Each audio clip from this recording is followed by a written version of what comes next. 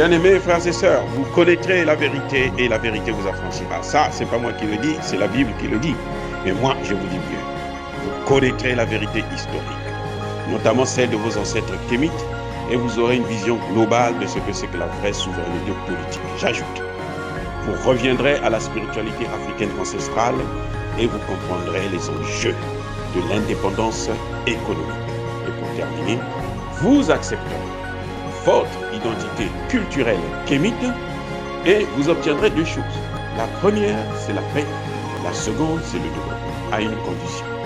L'unité de toute l'Afrique noire, l'unité de tous les Noirs du monde entier. Otep à tous, bienvenue sur la chaîne des panafricanistes par essence, par conviction et par excellence. Celle des citoyens kémites par nécessité et obligation de combat. Nous sommes une chaîne qui n'est guidée que par nos ancêtres et rien que par les ancêtres qui appartiennent à l'égrégore du monde noir. Par conséquent, nous ne croyons en aucun Dieu venu de l'étranger. Toutefois, cette vidéo n'est aucunement destinée à inciter à la haine ou à la violence, car nous menons un combat qui est d'abord et avant tout spirituel. Ensuite, il est politique, géopolitique et géostratégique. Contre l'impérialisme, le colonialisme, le néocolonialisme et l'endocolonial. Sur la base du principe fondamental que nous avons hérité de nos ancêtres kémites, qui est celui de la Mahat, c'est-à-dire solidarité, vérité et justice. Vous êtes donc en droit de connaître la vérité, et nous avons l'obligation de vous dire la vérité, rien que la vérité, afin que justice soit rendue au continent africain. Et ça, c'est notre modeste contribution dans cette noble lutte en faveur de la souveraineté, la dignité, la solidarité et l'unité africaine. Ça, c'est ce que nous appelons le panafricanisme. Bien-aimés frères et sœurs, la Cour constitutionnelle de la RCA vient de donner son verdict. Elle rejette l'intention, le projet de changement de la Constitution du Centrafrique. Elle accuse le président Touadéra d'aller vite en besogne parce que le Centrafrique n'a pas encore de Sénat, donc il est peu probable qu'il puisse changer la Constitution. Il faut d'abord mettre en place toutes les institutions de la République, notamment le Sénat, avant de penser à une modification de la Constitution. Incroyable mais vrai. Cette même cour est présidée par un homme, une femme plutôt, Madame Darlan, qui, malheureusement, se contredit elle-même.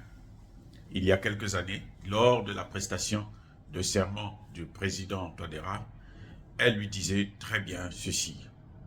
Monsieur le Président, je ne veux pas répéter exactement ce qu'elle a dit, mais je donne des grandes lignes. Le jour que vous serez confronté à certaines difficultés, que vous devrez prendre un choix, vous êtes embarrassé, vous cherchez quoi faire, quelle est la décision à prendre, faites recours à ce même peuple qui vous a fait confiance aujourd'hui pour que lui puisse trancher. Et comme par hasard, c'est ce que M. Touadéra est en train de faire, c'est-à-dire que le peuple, au lieu de que lui, il aille vers le peuple, c'est le peuple qui est venu vers lui pour dire « change la Constitution ». Je vais vous rappeler une chose, c'est qu'aujourd'hui, c'est vrai qu'il n'y a pas de Sénat au Parlement centrafricain, mais il y a une Assemblée nationale. Et en l'absence du Sénat, c'est l'Assemblée nationale, selon la Constitution centrafricaine, qui doit gérer toutes les affaires du pays, qui doit assumer tout le pouvoir du Parlement. Et ce même Parlement, cette Assemblée nationale, sur les 141 députés, plus de 100 ont voté en faveur du changement de la Constitution. Alors, de quoi parle cette dame? Si ce n'est pas une décision qui est tout à fait politique et non juridique. Et ça, c'est le problème que nous avons. Nous tenons à vous informer que Madame Darlan, la présidente du Conseil constitutionnel, est l'amie d'un certain Abel Goumba, qui a été un grand responsable. Il a été, je crois, Premier ministre et peut-être même président. Non, Premier ministre, je pense bien. Et ce monsieur reste actuellement le pion, l'homme de la force, le choix des Français. Donc, on voit très bien que la décision, justement, comme je disais tantôt, elle n'est pas juridique, mais elle est politique. Parce que qu'est-ce que cette décision a à voir avec le changement de la Constitution? S'il n'y a pas de Sénat. Qu'est-ce que cela veut dire? Donc, cette femme qui n'a pas été élue elle-même, elle a été nommée, pense qu'elle a plus de pouvoir que le président. Elle peut arrêter le président. Cette constitution dont on parle vous dit très bien que le président de la République, quand il signe un décret, ce décret doit être contresigné par certains de ses ministres, y compris le Premier ministre. Vous avez déjà vu un pouvoir comme ça? Lorsque le président Touadéra a pris le pouvoir pour la première fois, mais vous savez quoi? La France lui amène plutôt les dossiers de la France-Afrique pour qu'il puisse signer le jour même de sa prestation de serment. Et qui lui amène ça, c'est Le Drian. Monsieur le Président, vous devez signer ces accords-là. Qu'il n'avait même pas lu. On l'oblige à signer les accords.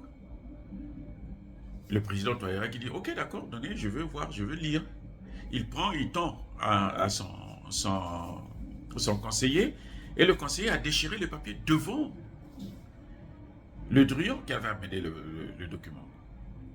Ce qu'ils ont fait, c'est qu'ils sont allés voir l'ancienne présidente, la présidente sortante, pour qu'elle puisse signer, et ils ont antidaté le dossier, le document, retardant complètement la prestation de serment du président. Donc on sait, c'est ça, cette junte, elle agit toujours partout, la junte française, là. C'est incroyable. Et cette dame croit que quand ces choses se passaient, le Conseil constitutionnel n'existait pas. Lorsque Bozizé s'est constitué force militaire, politico-militaire pour prendre le pouvoir à Bangui, où se trouvait le Conseil constitutionnel. Vous savez, la Constitution, nos constitutions d'ailleurs, sont taillées par rapport aux intérêts de la France. Elle donne toujours une ouverture à la France pour qu'à n'importe quel moment, elle puisse avoir la possibilité d'intervenir. Et c'est pour ça que nous devons maintenant commencer à se débarrasser de toutes ces constitutions-là. C'est le cas du Centrafrique, c'est le cas du Mali. Le Mali, là, avait une constitution solide. 2 mandats, comme si c'était l'apanage. Mais il y avait toujours des coups d'État. Pendant 30 ans, il y a eu des successions de pouvoir au Mali. De successions démocratiques. Mais on est toujours arrivé à des coups d'État. À l'instabilité. Lorsque les rebelles avaient occupé tout le Centrafrique, où se trouvait le Conseil constitutionnel, je suis d'accord avec ceux qui parlent de la sorcellerie politique. Eh oui, c'est incroyable. Hein? La sorcellerie juridique, politique, institutionnelle. Quand le pays souffre, on ne les voit pas venir prendre des dispositions. Et lorsque le pays est en train de commencer à s'en sortir, aujourd'hui, tout porte à croire que le Centrafrique est l'un des pays les plus riches au monde. Même plus riche que le Congo démocratique. Donc, de quoi parle-t-on? Et on ne peut pas continuer avec les mêmes institutions de l'époque où il y avait l'instabilité. Il faut changer tout l'État. C'est-à-dire que toutes les institutions de l'État doivent être changées. Je ne veux pas vous dire qu'un décret présidentiel relève donc d'abord de la compétence du tribunal administratif avant d'arriver au Conseil constitutionnel. Et tous ceux qui ont saisi le Conseil constitutionnel, ce sont des opposants. Les mêmes opposants qui, avec cette constitution-là, n'a fait que amener le Centrafrique dans des conflits de guerre, de division et d'occupation par la France et c'est paillasson, c'est Kadish. Donc je crois que le président Touadéra doit prendre ses responsabilités. Il doit prendre ses responsabilités, au pire des cas, eh bien, il a le droit, puisque cette dame a été nommée, de dissoudre le Conseil constitutionnel et puis continuer son chemin. Parce qu'il ne peut pas aussi se borner à ce que ces gens-là qui travaillent pour la France puissent continuer à freiner le pays, à le retarder. Aujourd'hui, le Centrafrique est devenu un État crédible où les financiers du monde entier se discutent le morceau. Chacun veut venir investir. Mais avec de tels comportements, ça va freiner encore la situation pour laisser la place à la France. Quand Touadéra est arrivé au pouvoir, l'armée centrafricaine comptait à peine 45 Kalachnikov. Et le pays était occupé.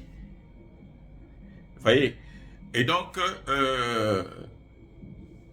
c'est Touadéra qui est venu, qui a donné une armée à la Centrafrique, et que maintenant, il dit qu'il va continuer le travail. C'est vrai qu'il y a quelque part un problème du troisième mandat, ça ne nous regarde pas. Ce qui compte pour nous, c'est de se débarrasser de ce fardeau colonial de l'époque de la France, de se débarrasser de cette junte française qui ne cesse de freiner nos États, de nous empêcher d'évoluer. Au président Touadéra de prendre ses responsabilités. J'ai dit et j'assume.